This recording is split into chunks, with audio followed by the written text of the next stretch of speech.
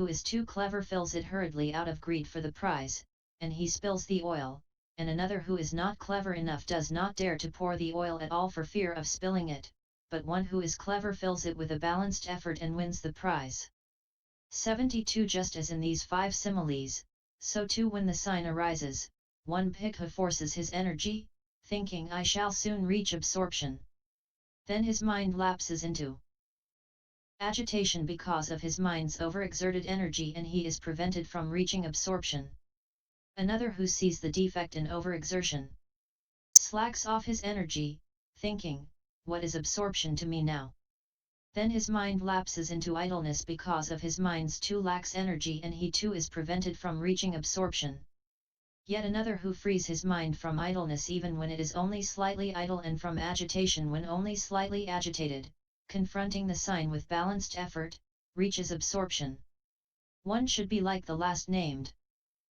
73 It was with reference to this meaning that it was said above, well-controlled bees get the pollen. Well-balanced efforts meet to treat leaves, thread, and ships, and oil tubes too, gain thus, not otherwise, the prize. Let him set aside then this lax also this agitated state, steering here his mind at the sign as the bee and the rest suggest. Absorption in the cognitive series.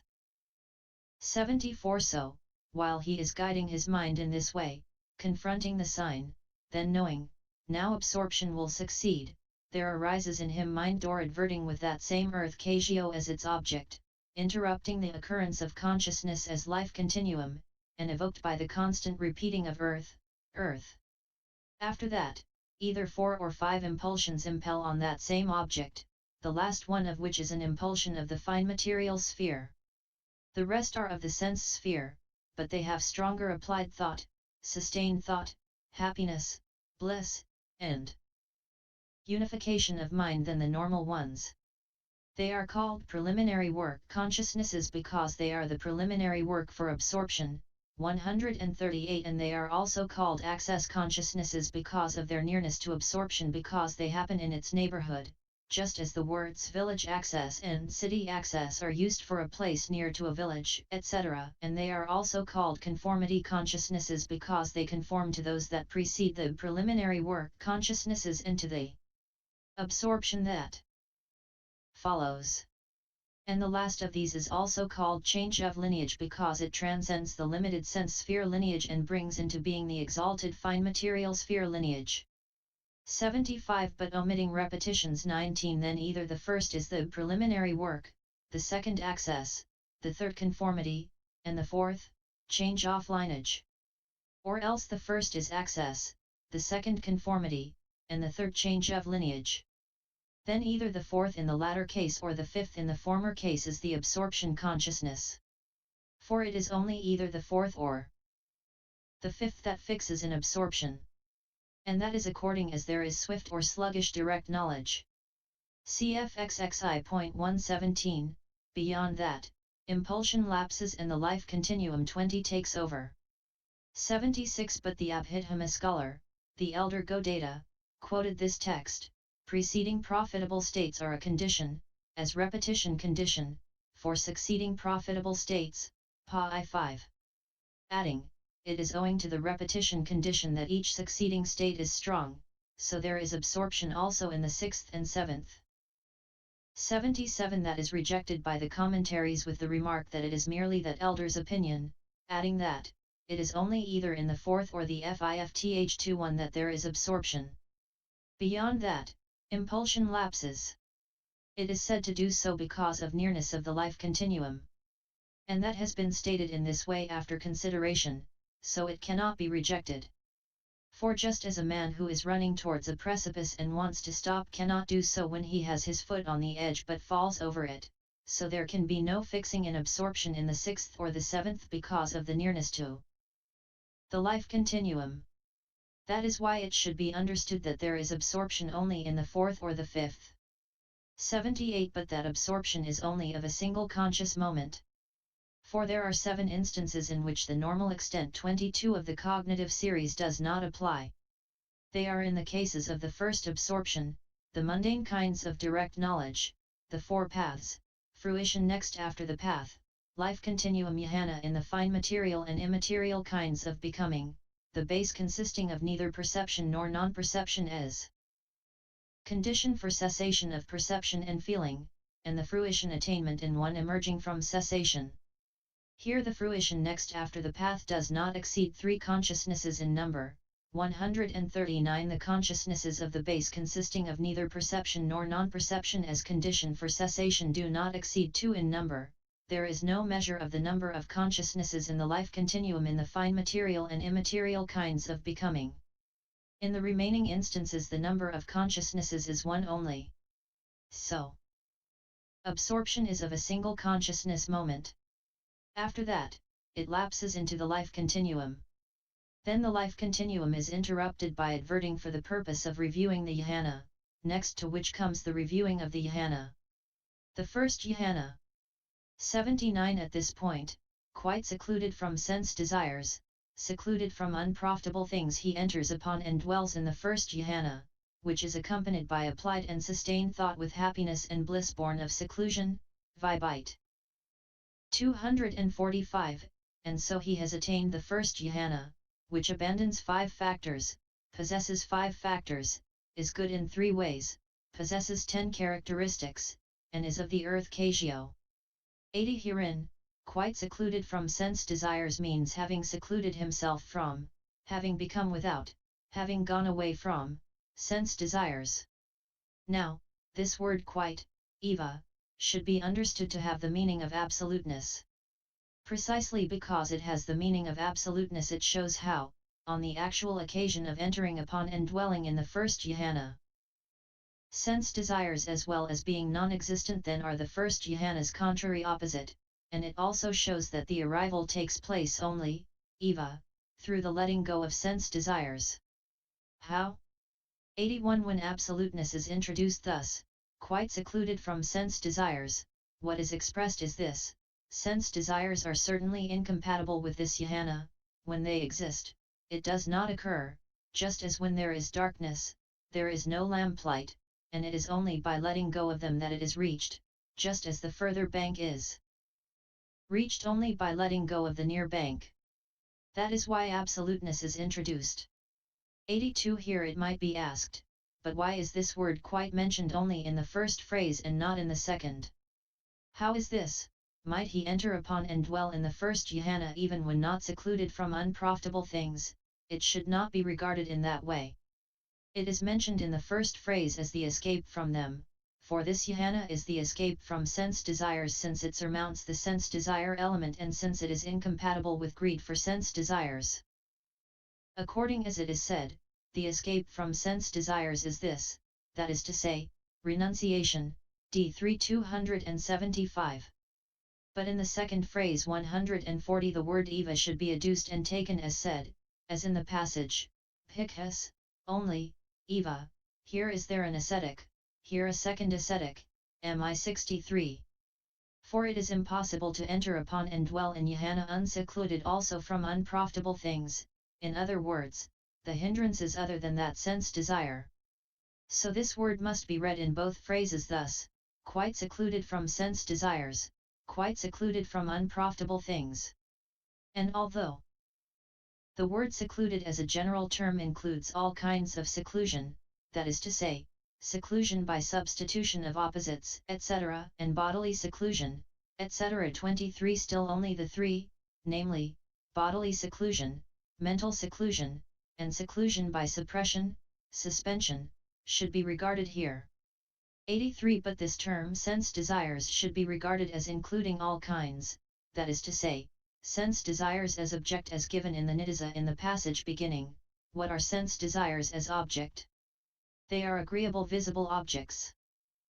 Nidai 1, and the sense desires as defilement given there too and in the Vibhoga thus, zeal as sense desire, comma, greed as sense desire, zeal and greed as sense desire, thinking as sense desire, greed as sense desire, thinking and greed as sense desire 24, Nidai 2, Vibite 256.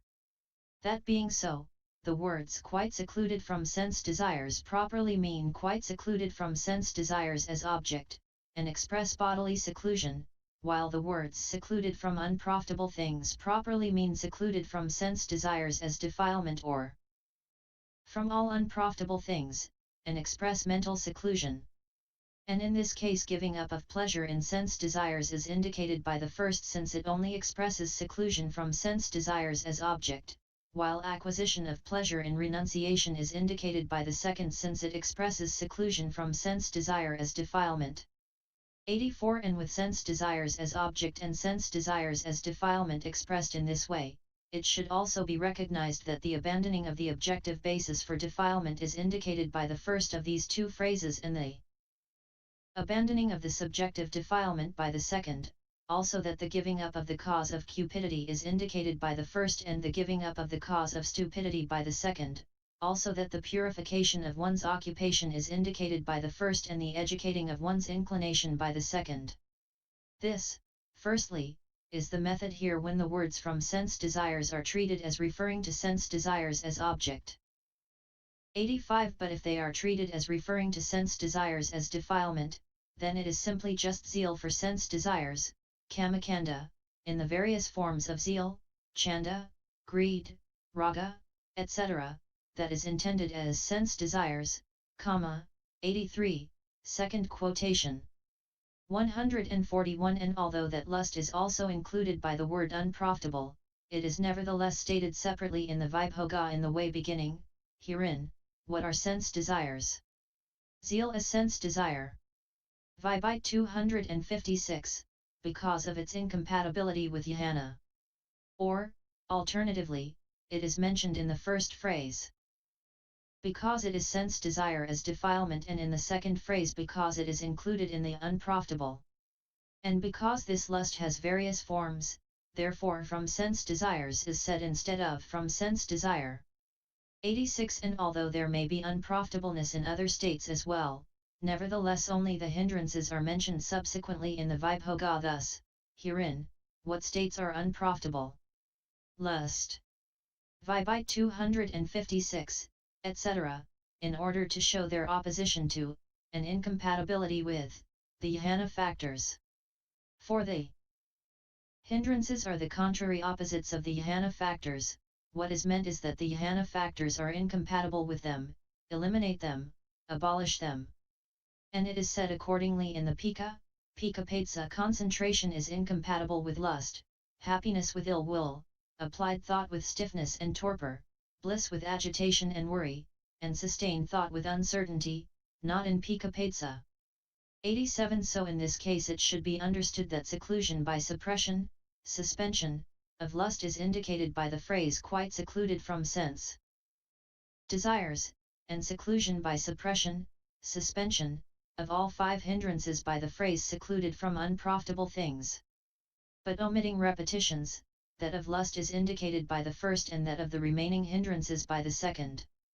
Similarly with the three unprofitable roots, that of greed, which has the 5 chords of sense desire, mi 85, as its province, is indicated by the first, and that of hate and delusion, which have as their respective provinces the various grounds for annoyance, A4 408, V 150, etc., by the second. Or with the states consisting of the floods, etc. That of the flood of sense desires, of the bond of sense desires, of the canker of sense desires, of sense desire clinging, of the bodily tie of covetousness, and of the fetter of greed for sense desires, is indicated by the first, and that of the remaining floods, bonds, cankers, clingings, ties, and fetters, is indicated by the second. Again, that of craving and of what is associated with craving is indicated by the first, and that of ignorance and of what is associated with ignorance is indicated by the second. Furthermore, that of the 8 thought arisings associated with greed, 14.90, is indicated by the first, and that of the remaining kinds of unprofitable thought arisings is indicated by the second. This, in the first place, is the explanation of the meaning of the words quite secluded from sense desires, secluded from unprofitable things. 88. So far the factors abandoned by the jhana have been shown. And now, in order to show the factors associated with it, which is accompanied by applied and sustained thought, is said. 142 Herein, applied thinking, vitakkana, is applied. Thought, vitakka, hitting upon, is what is meant. 25 It has the characteristic of directing the mind onto an object, mounting the mind on its object. Its function is to strike it and thresh, for the meditator is said, in virtue of it, to have the object struck at by applied thought, threshed by applied thought. It is manifested as the leading of the mind onto an object. Sustained thinking, vicaraoa, is sustained thought, vicara, continued sustainment, anusancaraoa, is what is meant. It has the characteristic of continued pressure on, occupation with, the object. Its function is to keep conascent mental states occupied with that. It is manifested as keeping consciousness anchored on that object.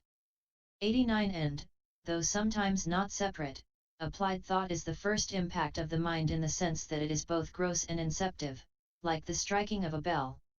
Sustained thought is the act of keeping the mind anchored, in the sense that it is subtle with the individual essence of continued pressure, like the ringing of the bell. Applied thought intervenes, being the interference of consciousness at the time of first arousing. Thought, like a bird spreading out its wings when about to soar into the air, and like a bee's diving towards a lotus when it is minded to follow up the scent of it. The behavior of sustained thought is quiet, being the near non-interference of consciousness, like the bird's planing with outspread wings after soaring into the air, and like the bee's buzzing above the lotus after it has dived towards it.